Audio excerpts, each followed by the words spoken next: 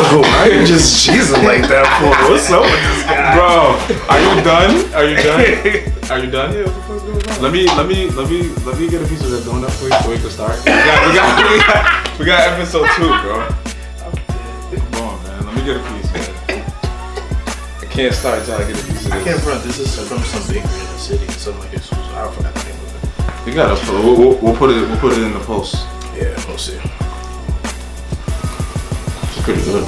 I'll take the rest of it in a little bit.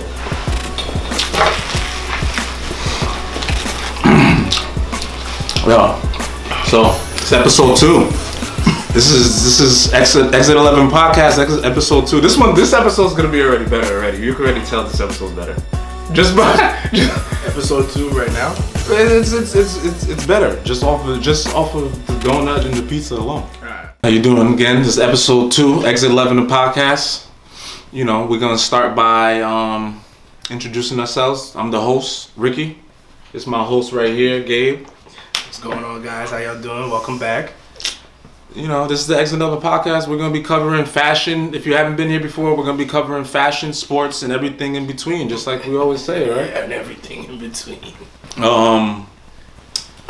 So last episode we spoke about looking for sustainability in as far as, you know, we as black people, you know, we believe that, you know, well, it's not even we believe that. The fact is we haven't been getting our just due in fashion. It's hard to break through in fashion. This and that you know, the black designers aren't getting there. It's hard to just do. They're not being championed enough. Right. Yeah, But most importantly, we were talking about like how we're using the commercials and campaigns new and stuff. all these new campaigns just how people overreact to, you know, putting black people too much now just to, you know, make the brands look good or something like that. You know, just be genuine about it. Don't do it just for Black History Month or just, you know, or just when the Black Lives Matter thing is hot. You know, keep it sustainable and just keep doing it. It was a big influx in companies creating an inclusion and diversity department in order for them to make it seem like, you know, we're standing by the black people. Yeah. You know, it's okay for you to shop with us because we're black people friendly or whatever. It really didn't seem ingenuine. Yeah. So now we have black space in Nordstrom.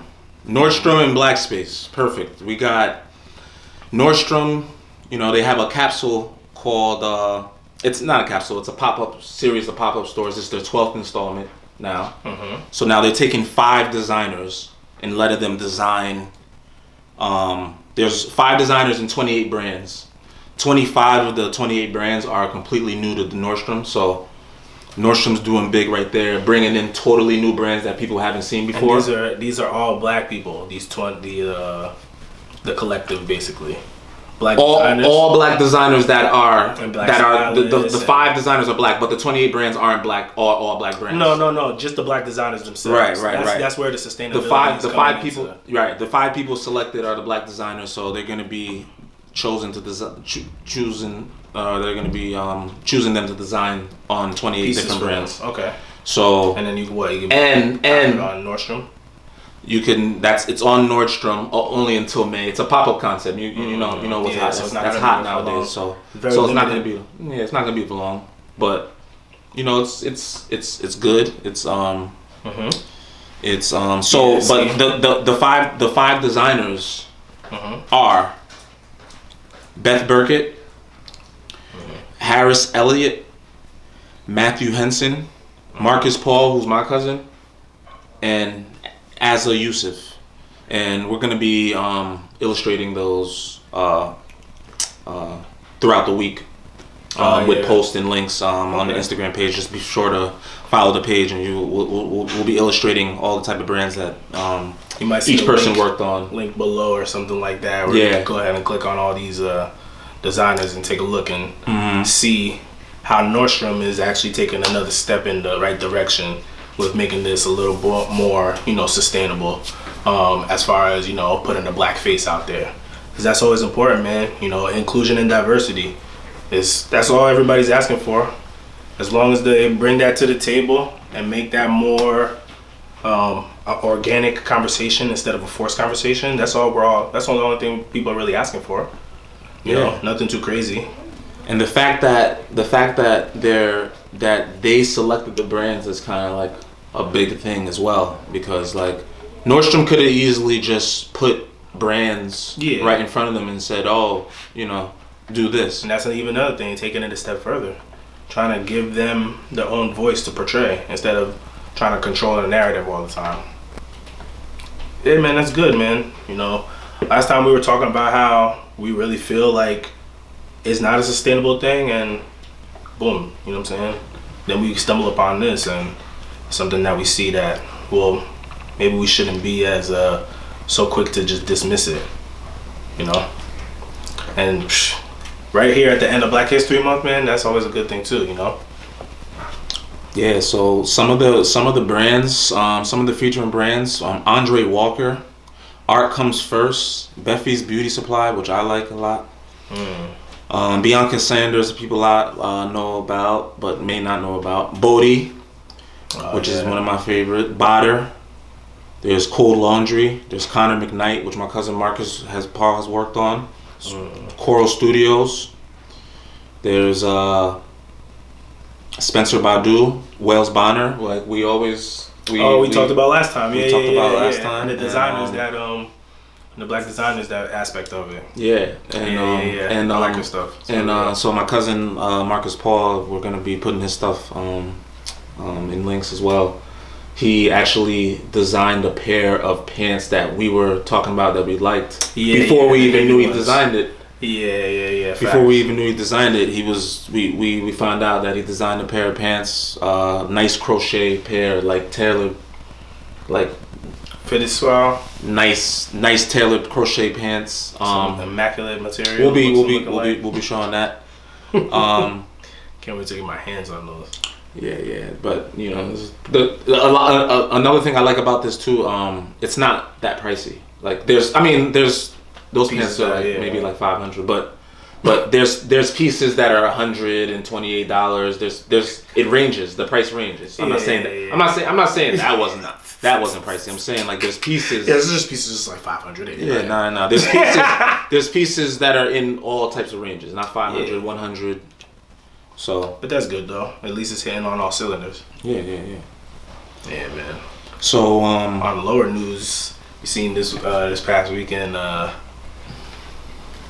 What's it called? Beyonce dropped her Ivy Park stuff. Yeah. Another installment of that. Yeah. It was booming. They got Gucci Mane in that campaign. The Beyonce, the Ivy Parks, the Beyonce. I think that just works in general because it's Beyonce. It just works. Yeah. You know, like I don't know. I think they came with a lot better designs on this one. This newest. I think the first one that they ever did with the Ivy Park. I didn't personally like the designs, but I think with them just having Beyonce involved in general is a great thing. I think it's good because I don't think her fans look at. I don't think they want to see. Oh, is she a fashion type of person? Is she this? They like that Beyonce's endorsing it, and then that's it. They're just gonna buy it. Yeah. And it's crazy because Adidas. Speaking of inclusion, Adidas is one of those first brands I want to say that is with the whole inclusion thing from way back in the day with like Run DMC and all that. Mm-hmm. That's one of those. They're always collabing. Exactly. Yeah, their collaboration skills and the way that they're able to bring all these different phenoms and celebrities to their brand is really amazing. Everybody loves Nike, but I'm not gonna lie, Adidas has some special skill with bringing a lot more culture into the mix. Yeah. You know what I'm saying? As far as like more pop culture, when I mean that, Nike's really just for athletes and stuff, but Adidas is insane. We got y'all over here. Yeah. So let's switch the gears, man. Let's switch the gears to this Cam Newton thing. I don't know if the audience listening, I don't know if the audience has heard anything about what Cam Newton, the whole Cam Newton situation going at the fan, but So we have a situation with Cam Newton, who's a free agent. Like I don't know, he's 10 years, at least more than 10 years, I think. Veteran. Has made plenty of money. He's a free agent this year. Has had plenty of accomplishments. Mm-hmm. So he gets into a thing with a kid that's in high school. So the kid says that, oh, you're a free agent, in which he is a free agent. Yeah. Let me rewind a little bit. Cam Newton didn't have a great season. He is a free agent.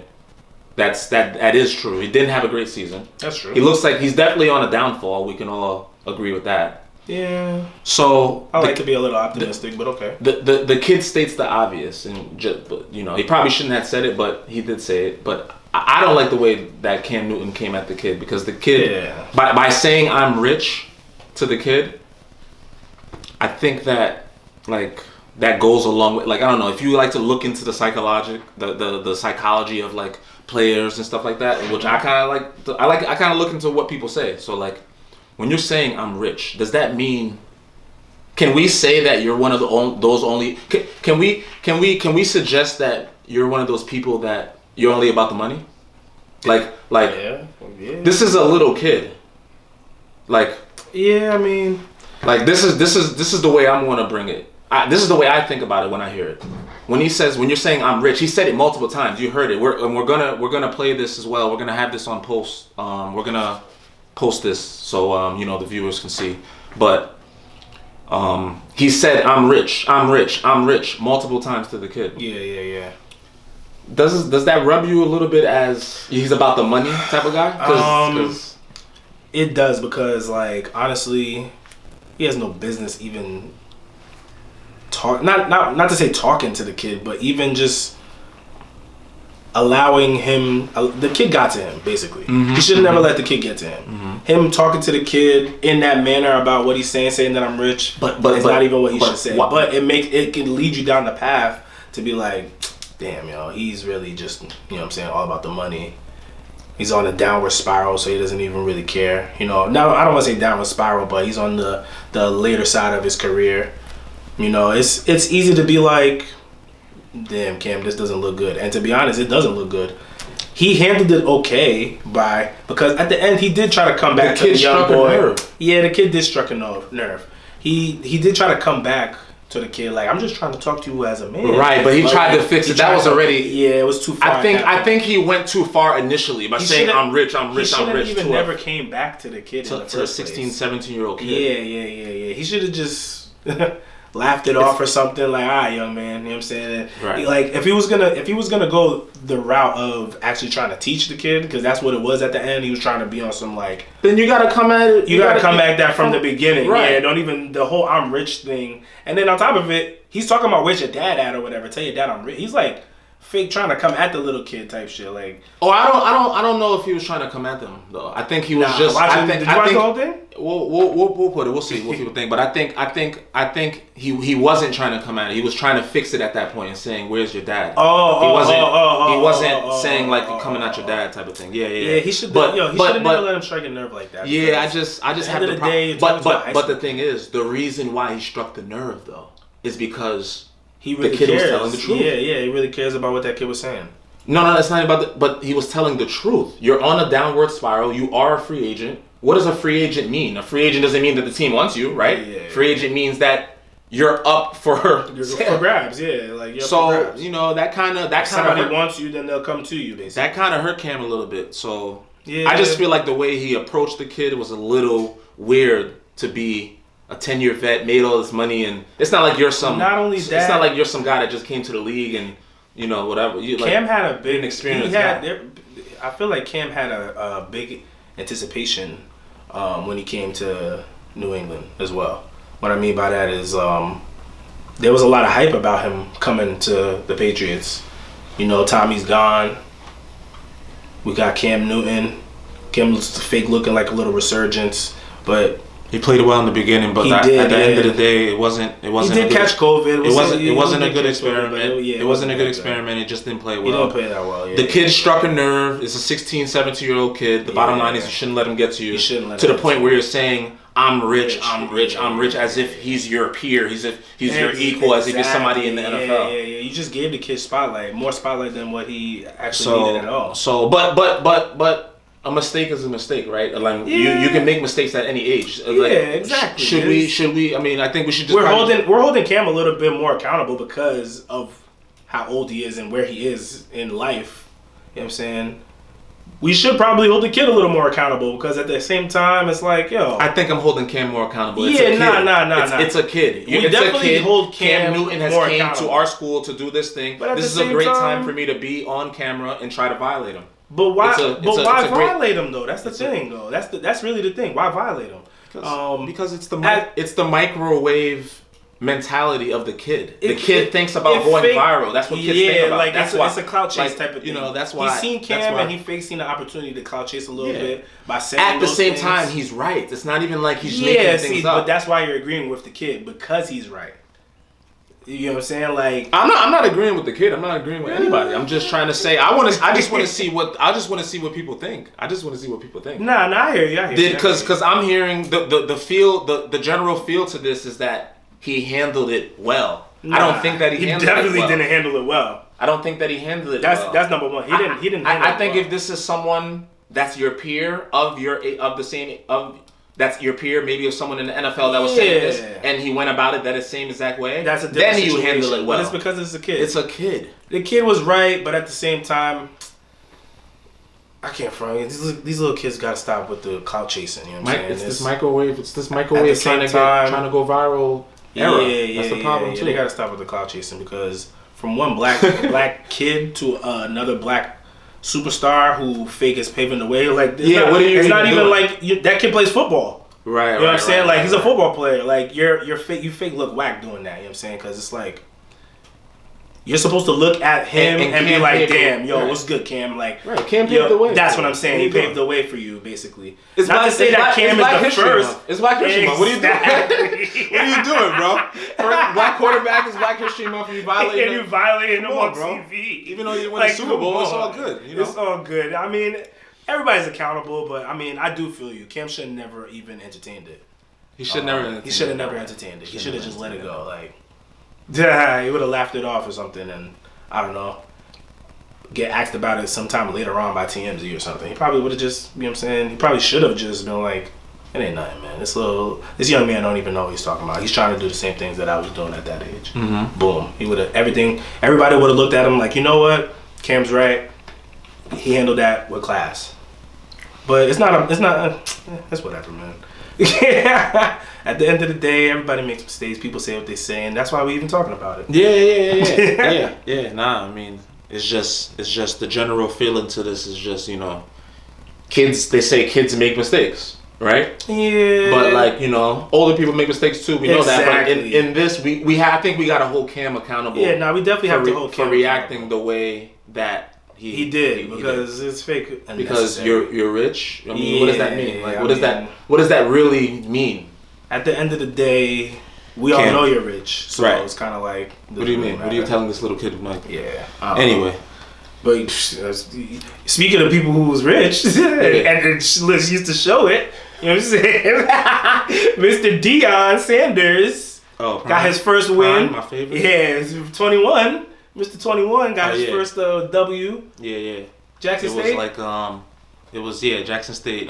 They played against some, you know, look. The division is not that great. The division is a little weird. We already know that. But, you know, all right, look, I don't want to. We know that. I don't want to go negative with Deion. But that's not the point. Yeah. Me, I'm very happy to see him even there, bringing big recruits over there, doing this thing.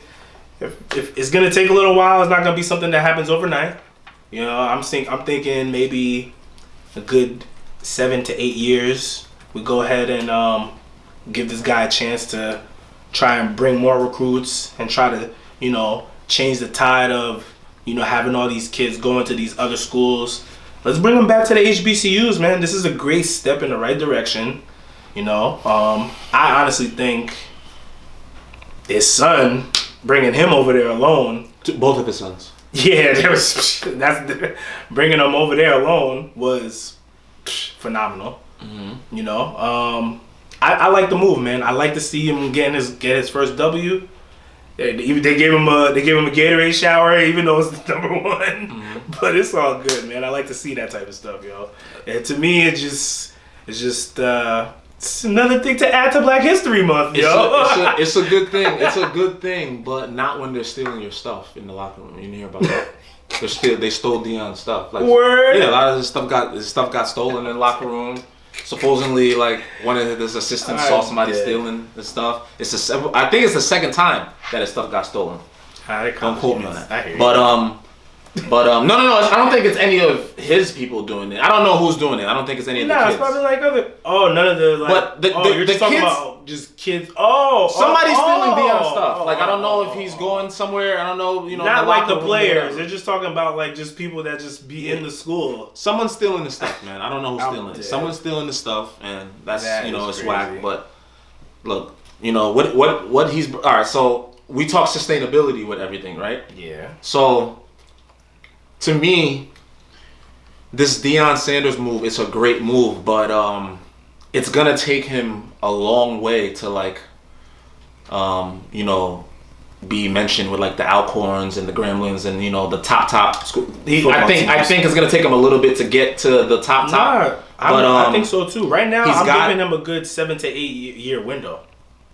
7 to 8 years, that's a long time. Nobody has 7 to 8 years anymore, as you can see. I hear But Deion, he's got both his sons.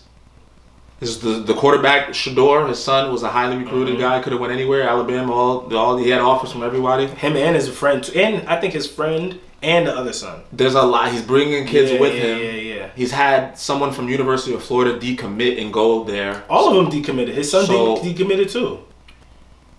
His son decommitted as well. He had his other son transfer. Exactly. Why not? He's getting talent because he's Deion. But the thing is, I'm bringing back to sustainability though. Who else is Deion? Can you clone Deion's and put them at other HBCUs? No. So it's how do you for some of these former football players to even attempt to get into this coaching thing? See, it's hard, But who has the firepower? You can't just reel people out that have the same firepower as Deion. Or even bring like some OG black coaches, like how they did Herm Edwards. He went and coached Arizona. It was a good move, but it's not a Deion move. Yeah, not a Deion move, but it just opens like what I'm saying. It's all about the sustainability. Bring some more black coaches into the fold. HBCUs, what I'm saying, they're known for having black coaches, but like, let's get some good black coaches. But what I'm saying is Deion speeds up the regular clock. Yeah. That people expect to be good in. When you're that good and you're Deion, people come to play with you more. So it's like he's gonna get better quicker than the average person because he's Deion, as you can see. Yeah, look at the talent that he's already brought in. Look at the talent he's brought in Deion, 1 year. Yeah, Deion's name itself is gonna bring people through. Mm-hmm. You're right about that. So he does have the one up on people. It's gonna take him a minute to get to the Gremlin state. They can keep it sustainable in the fact that you're bringing black coaches that know the game and that have some type of affiliation with the game. Not affiliation, but have some type of firepower like Deion. Have some type of brand power. Okay. Not as high as brand power as Deion, but you can keep the sustainability as bringing that. But you have to, in order to keep that high, bring the big names. But it's not that. It's not that easy. It's easier said than done. Done. Yeah, nah. It is. How do you just bring the big names? And then with the money, baby. With the money. Let's pay these guys. But a lot of these black schools don't have the big money. Don't have the money of some of these big schools like the Michigan. You're right. And that's where these Jay-Z's of the world and these type of people need to step up, yo. Yeah, you need to need to start going back to these black colleges. Get involved. Get involved. I would love to see a Jay-Z get a big name coach to go to a school. Get involved. Start where it needs to be started. Not to say that he's not doing, other things. Yeah, but and Chris Paul's been wearing the black college joints for mad long now. The Kai joints. That's showing some type of support. You know what I'm saying? Even back in the 80s when you used to see like in Living Color where they used to drop, not in Living Color, what's the name of that show? I forgot the name of the show. But you know what I'm saying?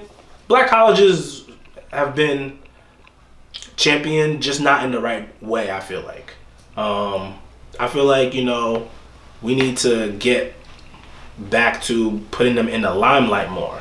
Because I feel like a lot of that stuff is going under the radar. So all right, so where do we go from here now after the Deion? Who do we it's a good sign that you can get a Deion to Jackson State. Yeah. But now you have to get someone of this caliber that wants to coach and that can coach. Yeah. And another thing I want to go into is I hope that Deion can uphold the compliance side where like kids don't start bugging out and start doing stupid things on campus now it looks it trickles down and it looks bad on Deion. Yeah. Because like, you know, running a program, kids go wild and crazy. You can't control all the kids. Yeah. But everything they do reflects on you. Facts. So it's like, you know. That's definitely facts. You know. But it's one of those things that's just like, I hope there's more of it in the good sense of things, of, you know, getting more black coaches out there, getting them in the spaces that they need to be in, getting these kids the support that they need to have, you know, because that's really the main thing, you know. It's not always just about, you know, going to the league or whatever. That's always a bonus, but it's always just good to just have them at least just grab. You gotta help them out along the way, because you gotta raise it. You gotta kind of be a parent too a little bit in these programs too. Yeah, it's not always about coaching and wins. As you can see in, you know, the TV shows that we watch on Netflix, like QB1 and what's the other show that we used to watch? EMCC. That's Last Chance U. Yes. Last Chance U. You could see, like, yo, it's all about community and having that team in good care. As far as getting these kids to schooling, getting them books, getting them in class, make sure you're on top of them, because it's a lot, yo. It is easier said than done, though, of because course, in all these things, you see the Britneys and the Last Chance U's, the people that are chasing these kids down, and because they care about the kids. Exactly. It's not about the money. They're not getting paid money. They really care about the kids, and not everybody cares about kids in that sense. In that sense, you know? yeah, nah, for real. You know, and as long as that's happening, you gotta have but it looks like Deion, if you look at what he's doing, he looks like he's surrounding himself with the right people. Yeah, no, he looks like the coaching staffs that he has around him, the people around him, they look to, but let's just give him his chance, see what he could do with it. Hopefully he makes a big impact where it makes a ripple in other HBCUs, and not only other HBCUs, other regular colleges. And hopefully, you know, we could get to a point where we're saying, yo, man, remember when Deion was the first one to do it? Yo, now look at, we got this coach, we got this coach, we got this. It'll be good to say that, you know, sooner than later. Yeah. Well, I think that's enough. I think that's enough for episode 2, man. Yeah, that was good. I think that was good, man. I'm gonna be definitely posting everything that we're gonna be talking about here, as far as the designers and the Cam Newton thing, going back and forth with the kid, and the Deion Jackson State footage and stuff. We're all gonna be posting that stuff throughout the week. Providing some visuals throughout the week for for you guys to see things up until we drop the next episode. And make sure to subscribe. Yeah, I'm Gabe. I'm Ricky. I'm the co-host. This is and this is Exit 11 Podcast, baby. I said I'm the co-host. Wow. Yeah. I'm the host, not the co-host. I'm the host, and this is the co-host, and you know that was episode 2, man. We'll be back with episode 3 next week. Yeah. And it's a wrap.